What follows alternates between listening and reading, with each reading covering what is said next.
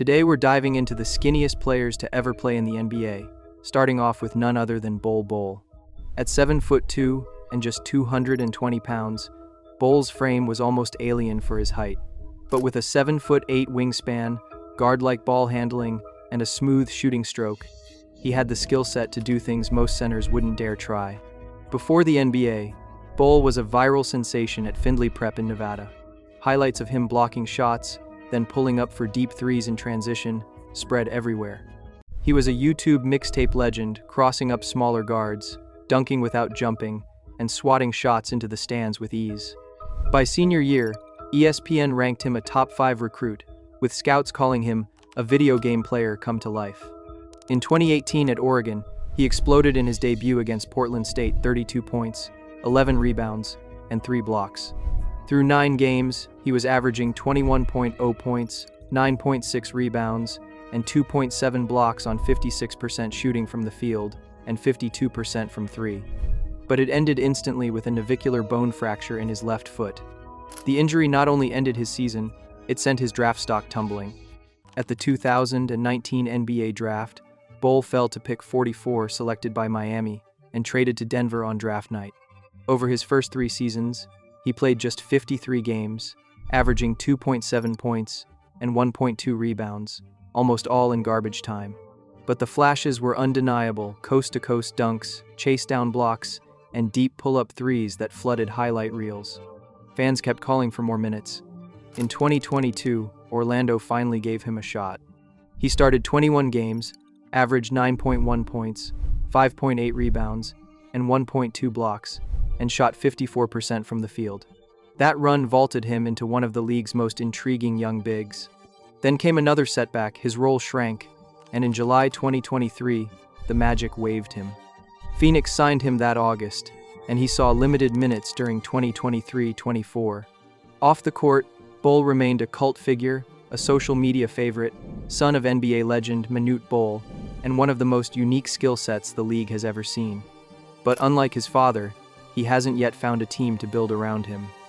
Still in his mid-20s, his future remains uncertain, and he's still one of basketball's biggest what-ifs. Manute Bol wasn't just skinny, he was mythical. Standing 7'7" and weighing only 200 pounds, he was the tallest player in the NBA for much of his career, and the lightest for his size in league history.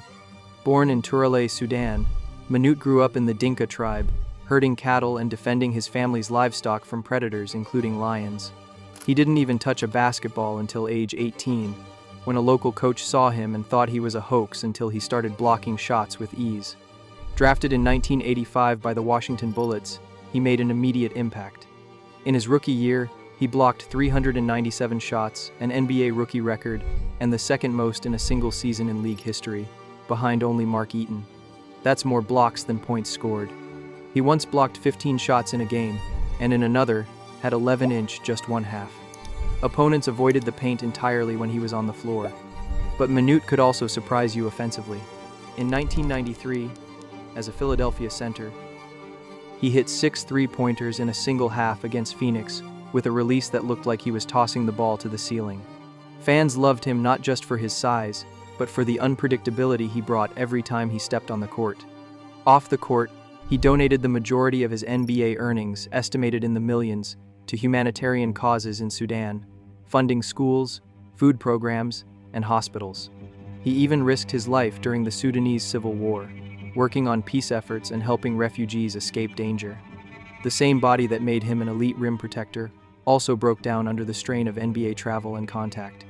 After 10 seasons with the Bullets, Warriors, Sixers, and Heat, he retired in 1995, finishing with career averages of 2.6 points, 4.2 rebounds, and 3.3 blocks. To this day, he's credited with the highest blocks per 6 minutes rate in NBA history, minimum qualifying minutes.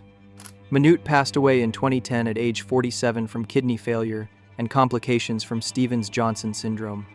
But his legacy remains untouchable, not just as a shot blocker, but as a humanitarian who gave everything to protect others.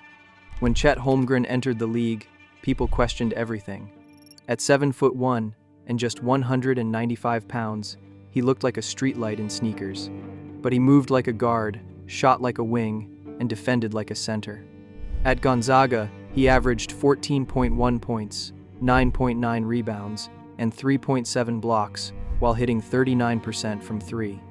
He was fourth in the nation in blocks, with elite timing and length that made him a defensive anchor from day one. By season's end, he was named WCC Defensive Player of the Year and First Team All-Conference. He had scouts comparing him to Kristaps Porzingis, but with better rim protection. Before his NBA debut, disaster struck. In a Pro-Am game in Seattle, he tried to contest LeBron James on a fast break, landed awkwardly, and suffered a Lisfranc injury in his right foot season-ending. Critics piled on, "Too skinny. Told you he'd snap." Chet stayed silent, dedicating the year to rehab, adding strength, and studying film. When he debuted in October 2023, the wait paid off.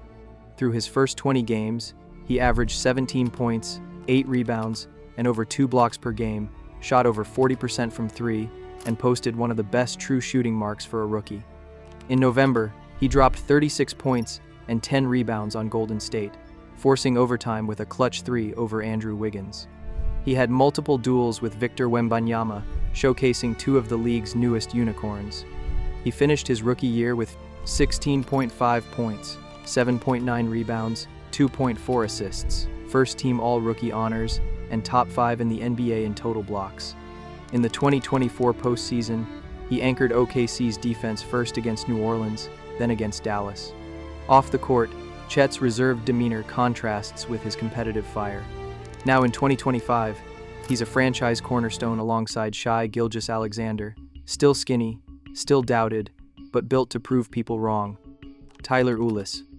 At 5'9" and barely 150 pounds, Tyler Ulis was the smallest and lightest active player in the NBA during his career and one of the smallest in league history. At Kentucky in 2016, he made history as the first player ever to win SEC Player of the Year and SEC Defensive Player of the Year in the same season. He averaged 17.3 points, 7.0 assists, and led the Wildcats to an SEC title, while running the floor with a poise far beyond his age. In March Madness, he delivered clutch performances, earning a reputation as a fearless leader who could pick apart defenses with his vision and lightning-quick first step. His leadership, toughness, and consistency made him a fan favorite, despite going up against players nearly a foot taller. Drafted 34th overall by Phoenix, Ulis made an immediate impact when given minutes. In April 2017, he scored a career-high 34 points against Houston, dished out 9 assists, and earlier that year stunned Boston with an insane buzzer beater. He posted multiple double-digit assist games as a rookie and built instant chemistry with Devin Booker, who called him the biggest heart on the court. Injuries slowed him down, hip and back issues requiring surgery, and in 2022, a serious car accident left him with multiple fractures. Doctors doubted he'd walk normally again, let alone play, but Ulis attacked rehab with the same intensity he brought to the court, eventually returning to full-speed training. Off the court, he turned to coaching, mentoring youth players, and running skills camps in his hometown. He's been working toward a G League comeback, determined to write one more chapter to his playing career. His size always made him an underdog, but his determination hasn't changed and his story isn't finished yet. Brandon Ingram. When Brandon Ingram entered the 2016 NBA draft, the first thing people noticed wasn't his game, it was his frame. At 6'9" and just 190 pounds, he was one of the lightest players ever projected to go in the top 2 picks. Scouts loved his scoring touch but wondered if he'd survive the league's physicality. Drafted 2nd overall by the Lakers, Ingram's rookie season was exactly what critics expected, flashes of skill, but trouble finishing through contact. He averaged just 9.4 points on 40% shooting and spent most of the year learning behind veterans.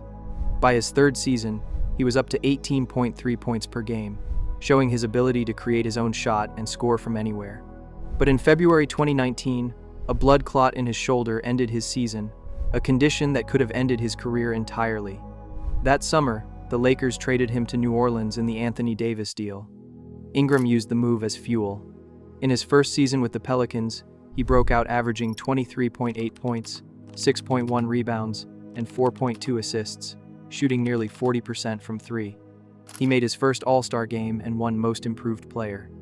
Since then, he's become New Orleans' go-to scorer alongside Zion Williamson. putting up career-high playoff numbers in 2022, including 27.0 points per game in the first round against the Suns. Off the court, Ingram's quiet demeanor and work ethic have earned him respect from teammates and coaches. He's bulked up to over 200 pounds, silencing early doubts about whether his body could hold up. Once labeled too skinny to last, he's now the face of a franchise and still only 27 years old, with his best years ahead of him. From viral phenoms to unlikely all-stars, these guys proved that being skinny was never a weakness. But I want to know what you think. Who's the greatest too skinny player ever, and who's the biggest what if? Drop your answer in the comments. Subscribe if you're new, and I'll see you in the next one.